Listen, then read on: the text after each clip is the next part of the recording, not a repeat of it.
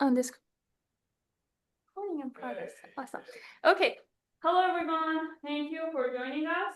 It's my pleasure to introduce our speaker, Dr. Pierluigi Rinaldi.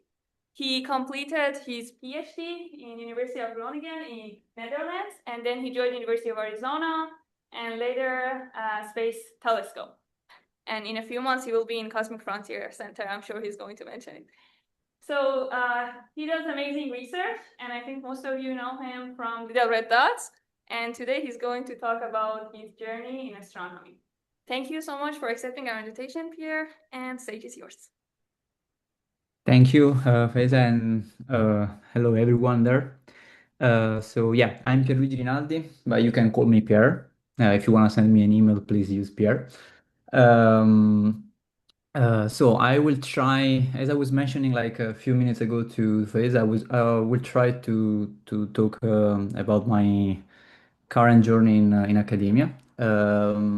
And since I always like listen to these kind of talks where people were trying to give advices and so on and so forth, I always felt that there is not like a unique path in academia, especially in this kind of environment, because everything really depends on the boundary conditions from which you start from. For instance, when you do your when you do like grad school, the boundary condition are which university, which kind of group you are in, and so on and so forth. So since there is like a no unique path, I think that the best way to explain like my journey in academia is to like settle this time together as a sort of a group therapy where I start from I don't know, some topics, and I will say my idea about my personal experience about that, and then we can interact on this thing, because I think that it's the best way to talk about life in academia, because I can tell you whatever things you want to listen to, but I think that the best way to escape biases is to share our personal experiences such that we can try to find whether there is a path there or not within life in academia. So, having said that, I grew up, first of all, I grew up in a very small town which is called Monopoly. So, very similar to the game that some of you perhaps have played with, but without the Y. So, you are planning to do somewhere in during summer break. Monopoly is a very nice small town where to go. It's located down like South Italy in Apulia, and it's, as you can see, it's like really next to the sea. So before doing my PhD, before being like a postdoc, I've done my bachelor in physics at the University of Bari, where for the first time, I struggled with the university, because I had the pleasure and not the pleasure actually to meet some of the worst people in academia one can actually meet. So some very bad professors, which actually this kind of experiences actually shape the person you want to be, both like in academia and beyond academia. So I did my bachelor in physics, which I didn't enjoy at all, and during which I think I had my burnout, and then I decided to move to astrophysics because people have ruined my view on physics. So I decided to go in astrophysics.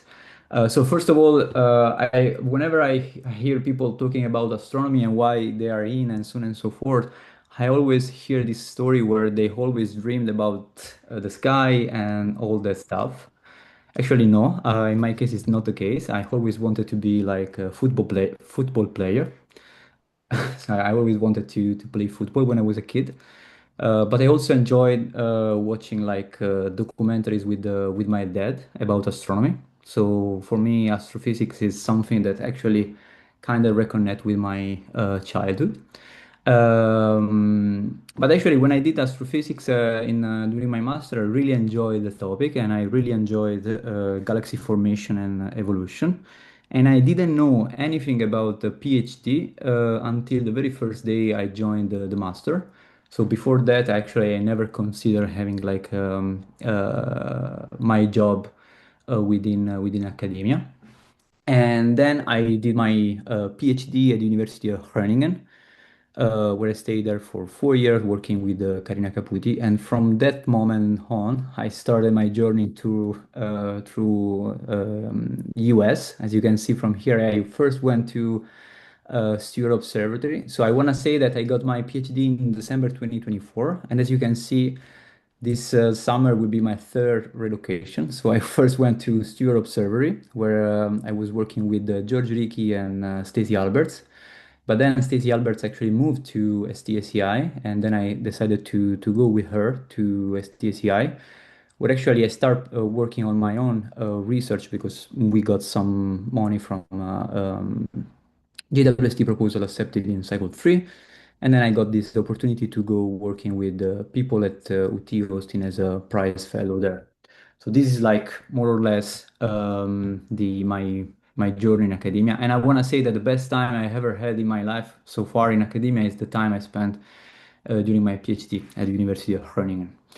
So before telling you what I think about like life in academia and what is like the best thing for me and what is like the worst thing for me, I also want to talk about the science I do, just like covering the topics. So such that if you really enjoy some of these topics, we can actually start like interacting via email or like Zoom meeting in order to for you if you like some of these topics, we can actually collaborate and so on and so forth. Also because I think that apart from uh, this kind of advices, you also want to have someone to connect with in research, right?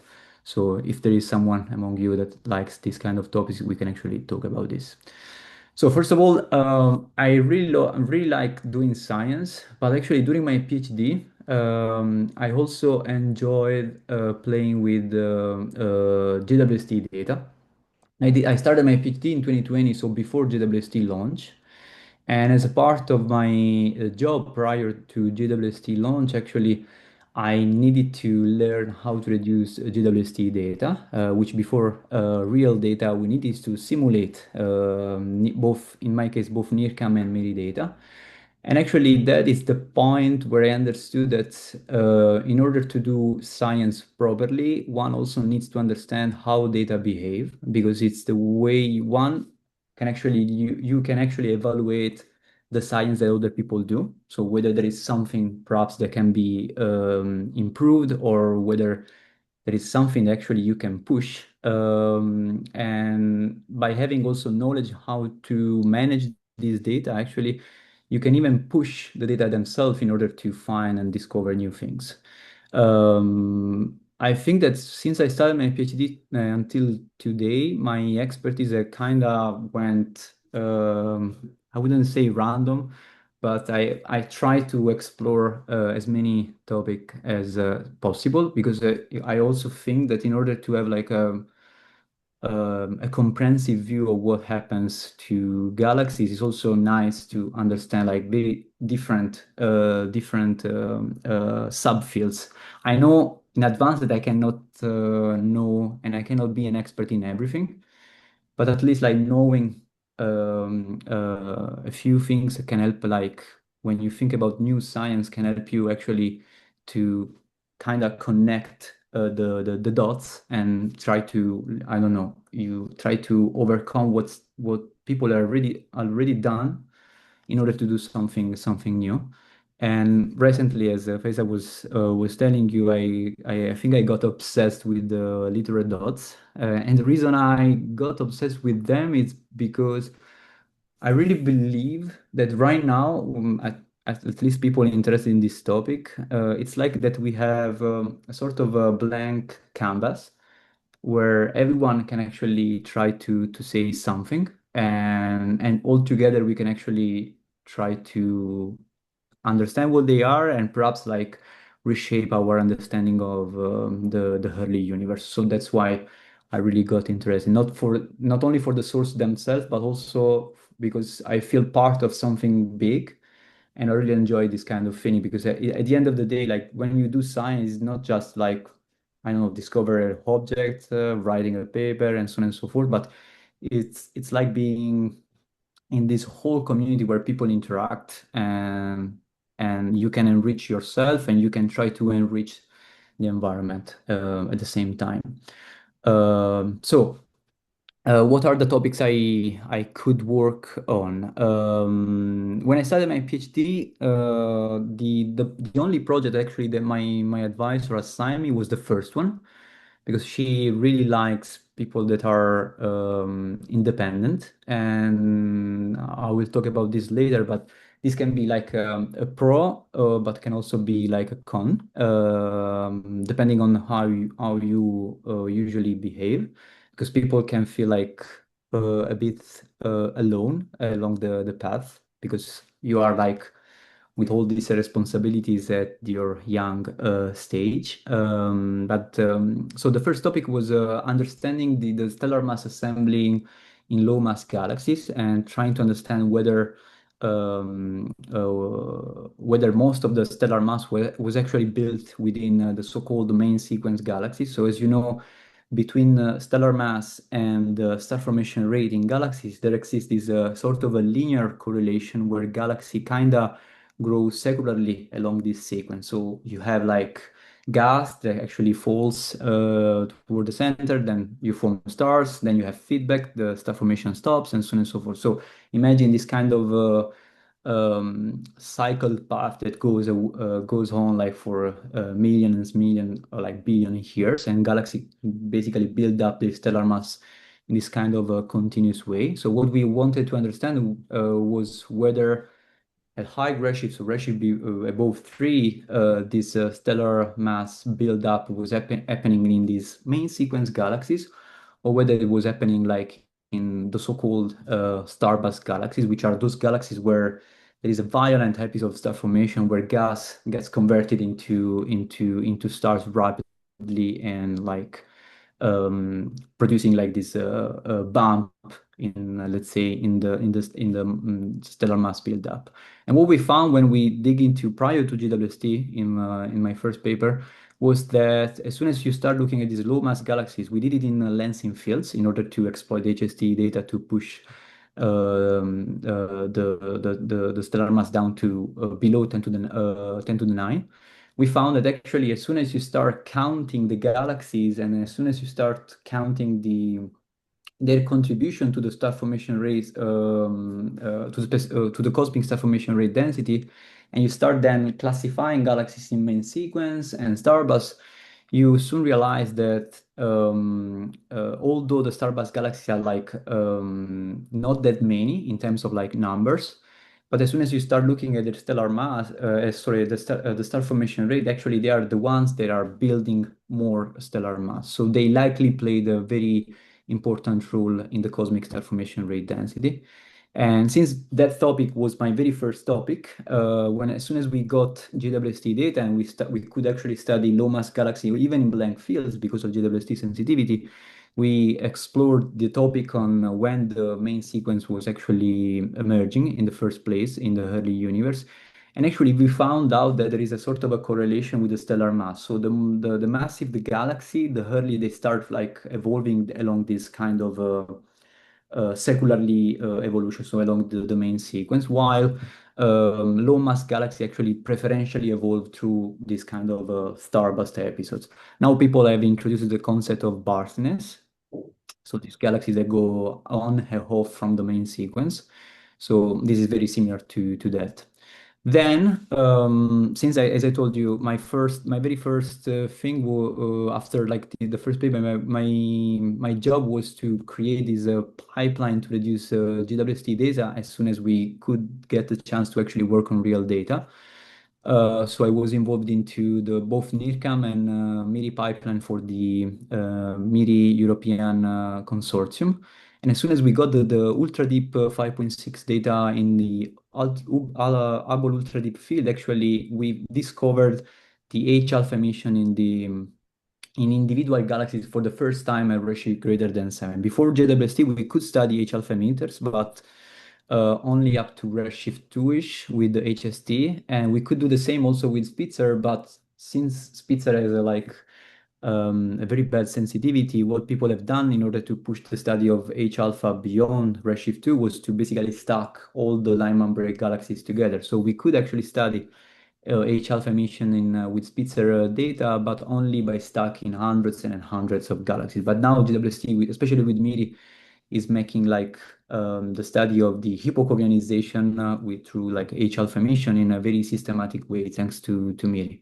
And since we got that data and we found these H alpha emitters, a ratio between 7 and 8, we were actually able to understand how the universe were able to constrain better how the universe actually got reionized. So we were able to constrain the so-called total ionizing emissivity, which is extremely important because you need to know this quantity here in order to test, in order to like probe different models that can explain how the universe got ionized. Because if you have a few points, especially at the low redshift, and you try to understand how the universe gets ionized with models, you want to have like observational data to constrain which kind of model actually can better explain reionization. Then since I think that one of my hobbies within in general is like digging to data because it's fun. Because usually people when work with data, they just take a catalog that other people produced. They just draw an horizontal cut in terms of magnitude or whatever, in terms of color or whatever, and they just select sources. But actually, what I really like, because I get used now to really dig into data reduction, is to like go through images and finding like some weird objects that no one actually ever observed.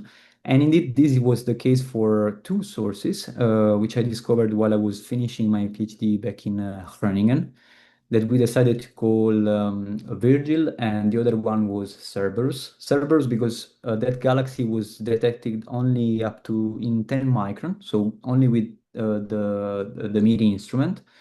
And I decided to call it Cerberus because this galaxy had three different redshift solutions, so three different heads. And Virgil, simply because on the sky plane, this galaxy was very close to Cerberus, so we decided to keep the La Divina Commedia from Dante live, and we decided to call it Virgil. Virgil is an extremely important object, although is so far still the unique galaxy with such properties because it's like clearly detected in NIRCam, but and in HST actually, it was there even detected by Muse. But the funny thing about this galaxy is that if one were to rely only on HST and NIRCam data, but even like with NIRSpec, so if one was to have a JWST without MIRI, you could easily classify this galaxy as a normal star-forming galaxy because simply from the spectrum you don't see any signature of like obscured any signature like of supermassive black hole active galactic nucleus. But it really resembles like a normal star-forming galaxy similar to like thousands of other galaxies that we have during cosmic ionization. But as soon as you start adding MIRI, actually you can immediately see that the SED changes completely. So MIRI actually allows you to observe this galaxy in a very different way, and something that again highlights how the importance of having MIRI on board JWST. And so far, actually, it's the only source known at redshift between 6 and 7 with such turnover in the near infrared. That means that we don't have enough MIRI data to actually find other similar sources, and that also means that perhaps there is an obscured universe we cannot have access to because of the fact that we lack deep MIRI data. And then, since I got interested in red things, I also got interested in like in lit red dots. But since I started my postdoc, I was first hired to work on with Stacey Alberts because before starting working on my own grant to study this protocluster and environmental effects. So that was like a very different topic compared to what I was used to, but was the one that I needed to work as a part of my contract in the first place. So the idea here of this project was to study this protoclaster that people discovered with the HST, but trying to study from the JWST perspective. And indeed, when we were studying this protoclaster, actually we had some kind of surprises because with the HST, people classify some of the members of this protocluster as like Hurley type galaxies. But actually, as soon as you start like having better data, and better with better data, I mean like deep data, but also deeper data, but also like with a better resolution, you actually start revealing that all the population of this young cluster and not proto cluster is overwhelmingly star forming. But most importantly, there are no early type galaxies anymore because JWST basically allows you to have a better resolution, spatial resolution with respect to HST. And what before people have called early type galaxies because of HST, actually it turned out to be like irregular or clumpy galaxies. And actually, while I was writing this paper, I actually thought that perhaps we need to come back to all the results that we got prior to JWST to start like reevaluating what we have done with the past facilities, because perhaps our view of the universe in the past has been like a bit biased by the instrumental limitation that we had with prior facilities. And now with GWST, we can actually push toward like a better understanding of what's going on there. And then finally, in the last year and a half, I think I got interested into literate dots for the reason I told you before. And again, when I see people like working on topics, I always tend to think that they kind of forget the context, or like kind of forget to dig into the data, because in the first place these objects were classified as like compact in the optical, compact in general, sorry. And indeed they've been called like little red dots.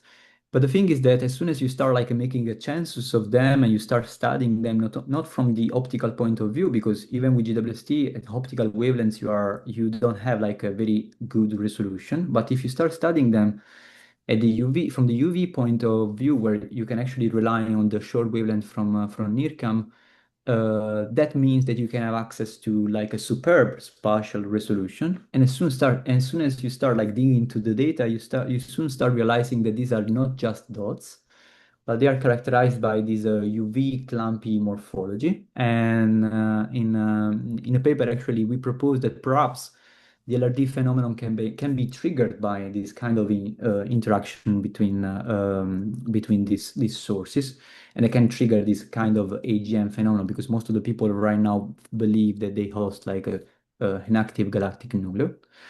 Then always on this kind of narrative, we discovered this weird object here, which we call the saguaro.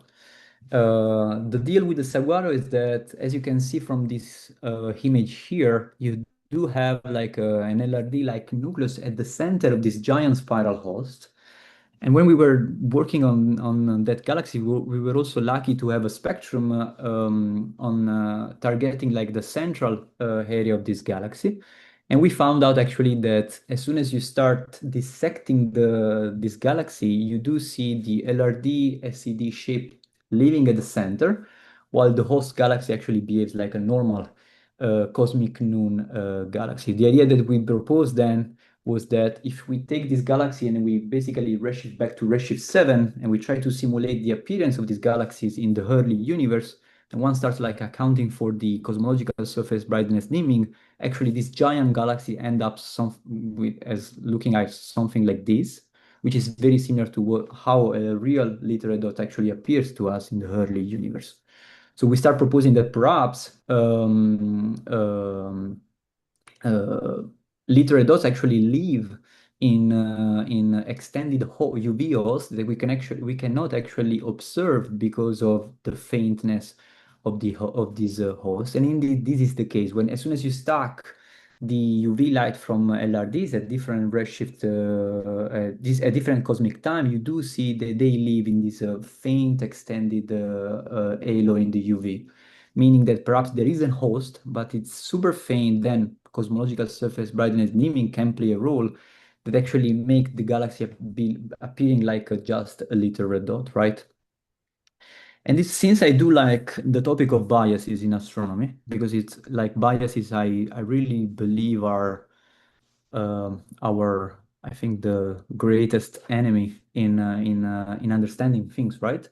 I started asking myself over the last few months when people decide why people decided to call literate dot something that is like rather than, I don't know, 1 magnitude, 1.5 magnitude. So what I asked myself over the last few months was, what if I start exploring a broad range of redness in order to understand how the population from a demographic point of view actually can change?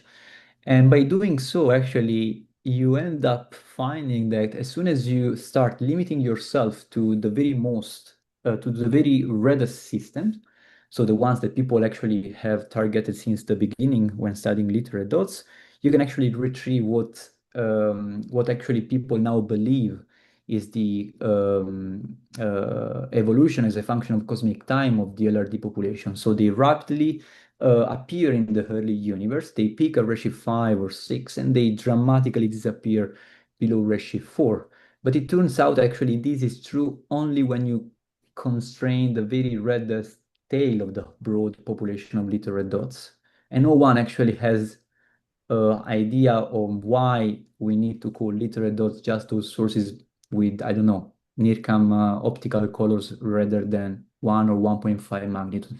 We started doing like this in at the beginning because actually that is the way people used in the past to select the extremely red objects, like, I don't know, with speed in during the Spitzer era, for purity reasons, because it's easy when you have like a broad population, then you have a catalog with magnitudes, you draw a line, a horizontal line, and you select these very extreme sources.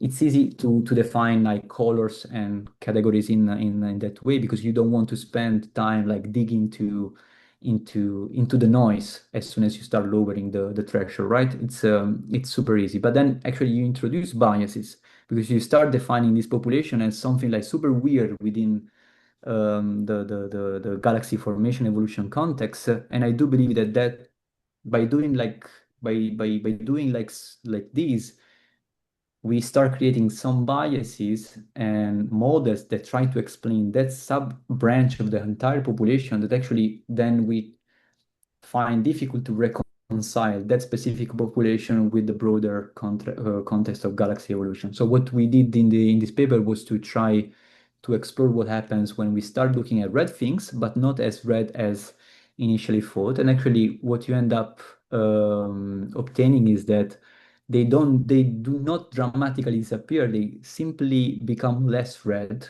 either for because of like selection effects, or because perhaps evolution as a function of cosmic time. Perhaps because as soon as you go from very high redshift to low redshift, the host is basically building up over time, and then the host can actually wash out the very red colors of these objects. So I try to explain my last 6 years of research in, I don't know, 15 minutes. So if you are interested, please send me an email if you wanna, if you like this kind of topic and you wanna work together. If you are looking for, I don't know, someone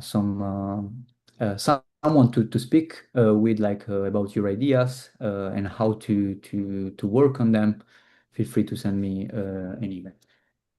And now is the what I will shift to what I learned, and I'm still learning actually within academia. I didn't put everything like in order. I was just thinking over the last few days what kind of topics one actually want to talk about. So as I said in at the beginning, I think the best way for me and also for you to talk about life in academia is to like have this kind of interaction because as I was mentioning at the beginning, I don't think that no one has solved the mystery of like being or living or navigating like life in academia, because everything is biased by the environment where we do this job, or where we grown up in order to do this job. So the idea I have right now is to like, I would speak about these bullet points here, and if you have like opinions on that specific bullet point, we can actually discuss and try to go through it. So one thing that I learned since day one actually is how important is learning how to manage your time. I learned it because when I started my PhD during COVID. So I started my PhD in 2020, September, October 2020 actually. Um, so basically for 1 year and a half from my starting, I actually worked from home, from my bedroom actually, because I was sharing my flat with a friend of mine, and that means that there are no boundaries anymore between your work and your bedroom in that case. So that means that you really need to like first put some boundaries between work and private life. But also, I don't know if it was the same for you, but like going from master, for me it was a master because in Europe it's divided in master and then PhD. But going from master to the PhD, it was like a huge jump in how to manage tasks.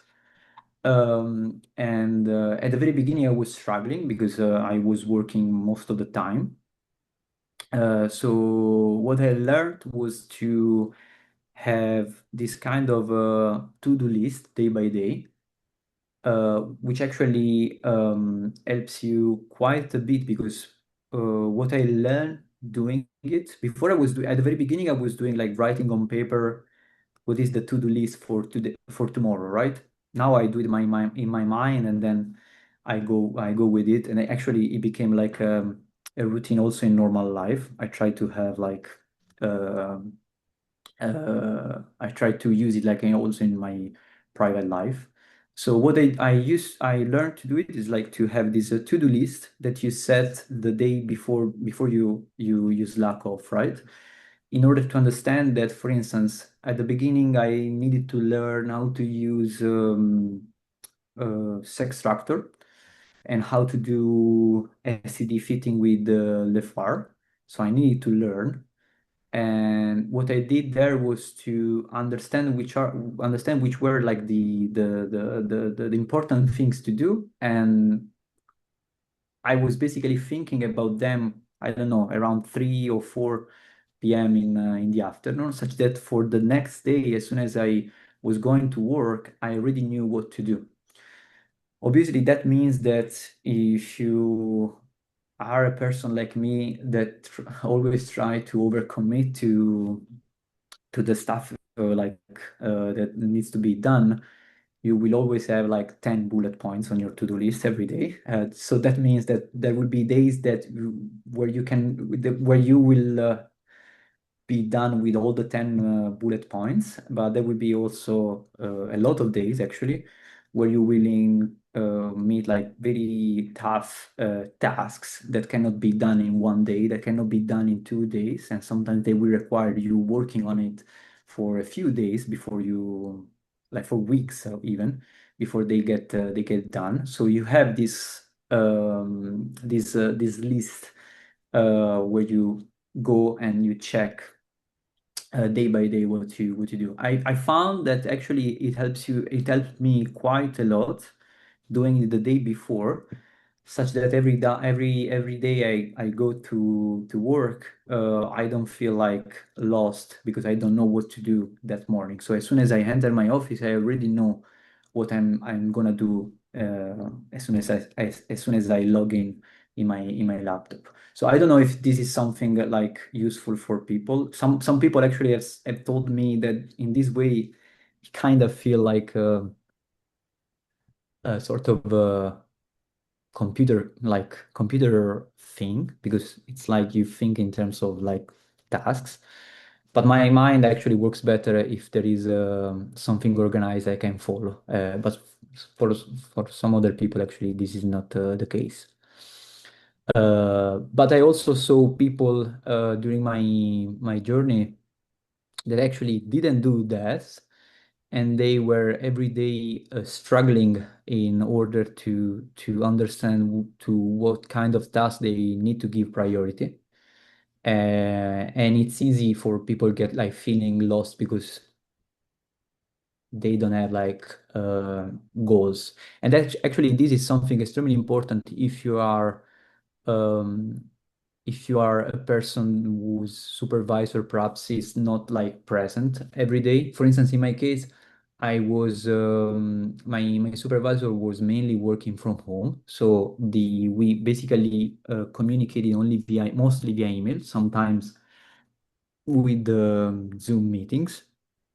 We had like this weekly meeting with all the group, but I barely saw her like over the 4 years. Not because she's not like a good supervisor, but she needed to work from home for her daughter, so she needed to take care about her daughter. So that actually forced you to kind of come with a solution to your problems daily, and that actually allowed me to come with this to this trick that actually it works pretty well for me. But for some other colleagues of mine within the group, actually was not like as good as it was for me, for instance. So I don't know if this actually is something you already do. I feel that it's something that it should be done like on average, but I actually could see that no everyone does it in this way. Another thing stops me, or you can stop me whenever you want when I'm speaking. So another thing that I learned over time, I must admit that I didn't start doing in the very first days, is that we need to learn, we need to read archive every day. Because especially if you work in a field that goes extremely fast, as for instance the one for LRDs, where people put a paper in archive every day or so, you need actually to stay on up to date. Actually, for me, like reading the archive day by day is it's very similar to go to the gym in the early morning. So during I do it when I have breakfast. I go through archive when I have breakfast, so I see which papers actually I like, and then the ones that I want to dig into a bit more. Obviously, that means that I cannot read all the papers within the archive because sometimes you have like 20 or 30 papers appearing one day. But actually, this like kind of reconnects to the third point. We cannot actually know everything about astronomy. Because of memory space in our brain, for this reason. And also because, I mean, if you want to dig into every aspect of, I don't know, how galaxy evolves, form, they die, and so on and so forth, you need to spend time on those kind of topics. So that means that when I read the archive, for instance, recently the thing the keywords actually my mind kind of try to find is dot or AGN. But in general, I try to look at the archive. I try to focus on what is the topic I really care about, and those are the ones that I focus on. Some days there won't be any paper that is interesting for me, so I will skip that. I will skip that day. But I found that this is the way I can be up to date with what's happening in our field. And as I said, I mean, that means that I cannot be up to date to everything. I cannot know anything, for instance, everything about, I don't know, the quiescent population. I cannot know anything about jellyfish, galaxies, and so on and so forth. Simply because we don't have the time to learn anything, everything, right? So you actually do this archive thing day by day, but only on the things that you really care and like.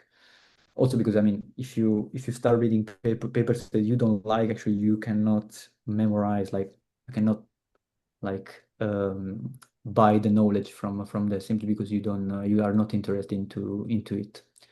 But yes, we need to read our papers on archive every day. I know people that don't do that, and sometimes when I come up with a paper with a reference for them that came out, I don't know, weeks, months ago, they tell me that they didn't know that this reference was there, even if they are people working on, for instance, literate dots, right? Simply because some people don't follow the archive every day. I know that can be hard, but if you do like as a 30 minutes, 60 minutes day thing in the very early morning as a sort of a gym thing for your mind, actually it kinda works. Um, Another thing actually extremely important, which as a grad student, as a PhD student, actually I was taking as a guaranteed, is the fact that at least at the beginning, I was thinking that my advice or like senior people we would know everything about galaxy formation and evolution. But the funny thing is that the more I gain expertise and I gain knowledge about this, the more I kind of understand that even like the person that trained during my PhD doesn't know everything, and perhaps the things that they know are sometimes so old they kind of got replaced by new discoveries, new theoretical frameworks, and so on and so forth.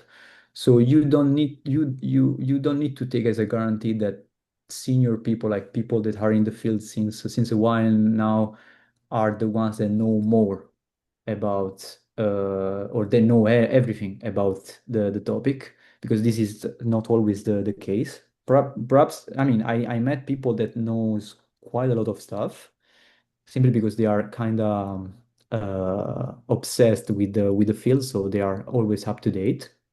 But this is, I mean, from my experiences, this is not always the case. I mean, the vast majority actually is just like a human being, like me, that simply try to study and know more. So don't take this as a guarantee, because that means also uh, that you automatic. I think this is like a sort of a bias over our mind, because as soon as you start looking at someone that you think that knows everything and knows more than you, automatically start like doubting about yourself. So this is like an automatic trick that our mind does, because we kinda interpret reality, I guess, by comparing stuff. And then it's easy for some people, if not the vast majority, actually falling into this kind of imposter syndrome, where you start believing that you are not good, or you are, at some point someone will find out that you are not good at all, and you faked until that point. So as soon as you start normalizing all the people, like the senior people, you start like seeing that they are normal human beings as you. They can know something, but they cannot know anything, because simply we cannot like store all the information about, especially about the universe, which is so big, right? Um, Another thing I actually learned, but I think this is very I'm sorry, personal. here, I have to Yes. interrupt you. We have almost 10 minutes because Okay. we'll be here for a journal club, just a heads up. Okay. Thank So, yeah, sorry. So another thing that actually is important for me, but again, this is like a very personal thing, is that you always need to try to build up a very good relationship with your supervisor, with your research group, and also with your collaboration, with people like within your network.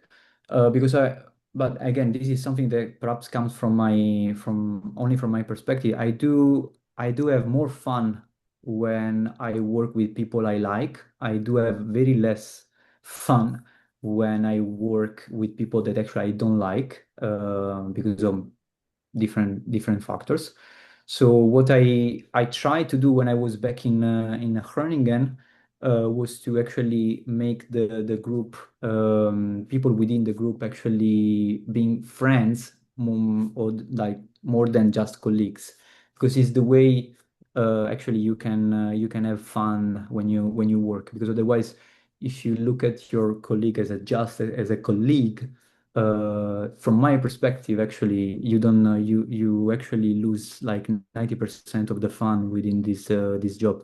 At that point, I feel that it can be whatever other job in and you lose like the magic about like understanding the universe, right? Because it's something that you do as a whole and not as a single person. So like trying to build like a good relationship is a must from me. Another thing that actually matters for early career researchers is like being lucky to be like in a big collaboration. But that means that I don't know if I entered Jades, but having entered Jades was not for me something that will give me access to everything.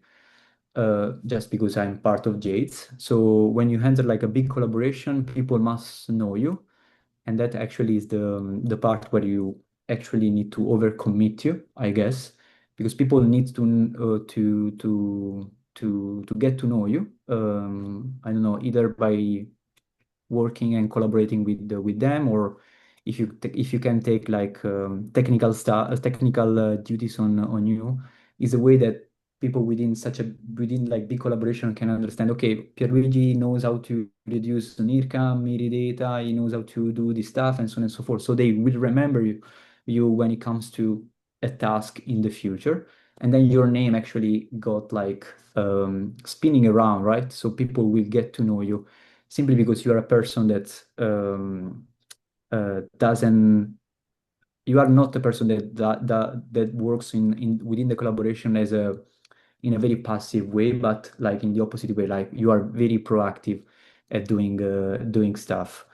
Another important thing for me is failing, because I was thinking about this aspect last night. I always see people, even my curriculum, where they always say, "Oh, I did this, I won this," and so on and so forth.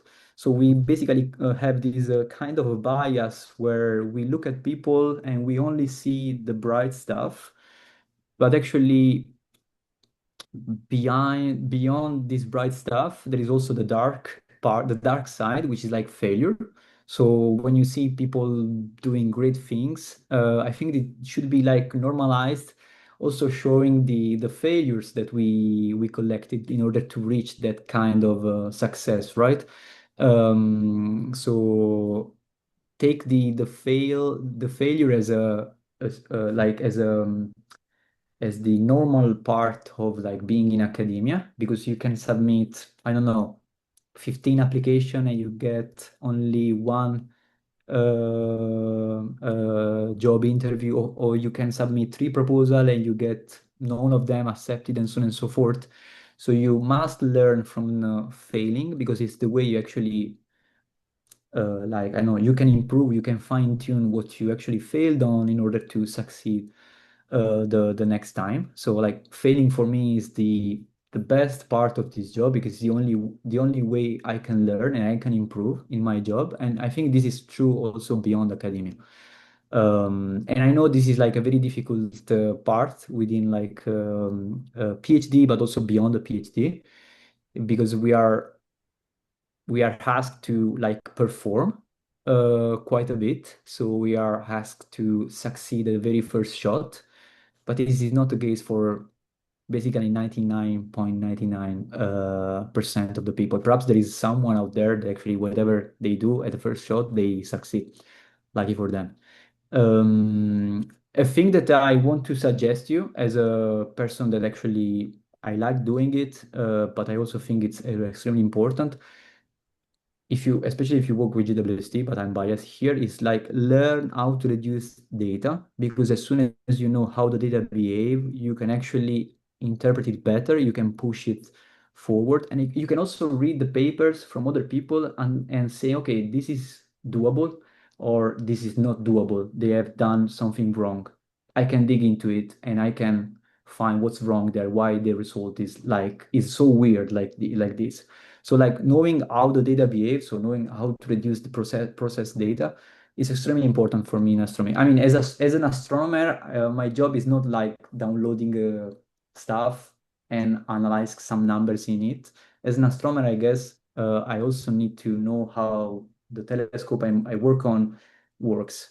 Obviously, you don't need to know all the telescope, you don't need to know all the modes within the telescope, but knowing at least the basics is extremely important for you, and that actually gives you a lot of power when you go ahead in your career, because you are not only like a good scientist in analyzing, interpret like some results, but you're also a person that people can reach out to you, also to reduce and give you like duties on reducing some important data that perhaps will be extremely important for the next 5, 10, 15 years, right? And I don't know if it's okay. Uh, a thing that I actually believe is extremely important in academia is also like trying to build your own, I don't know, way of being a researcher. So I always say myself that I want to become the advisor that I always wanted to have for myself. And that actually helps you not only to have a sort of ethic for yourself, but I think actually helps also to mentor younger people. And I think that actually it's something extremely important for the young generation of scientists, because I really believe that some people in the past, have built academia in using like very toxic behaviors. And I guess as a young scientist, we must break those chains. And there is more I can tell you, but I realized that I talked for 1 hour almost. So please ask me questions. Thank you so much. We have time for questions. And please come over here. Here.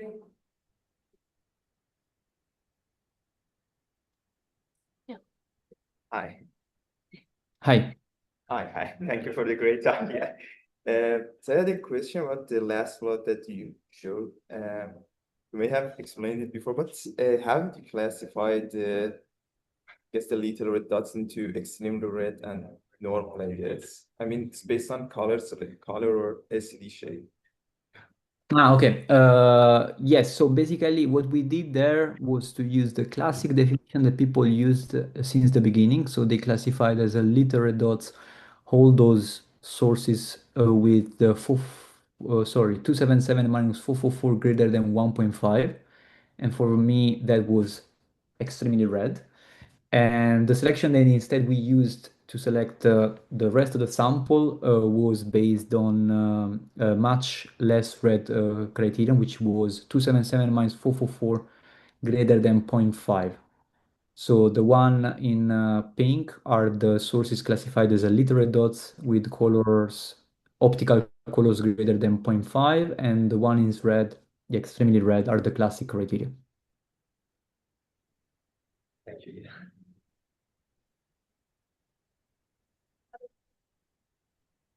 Okay.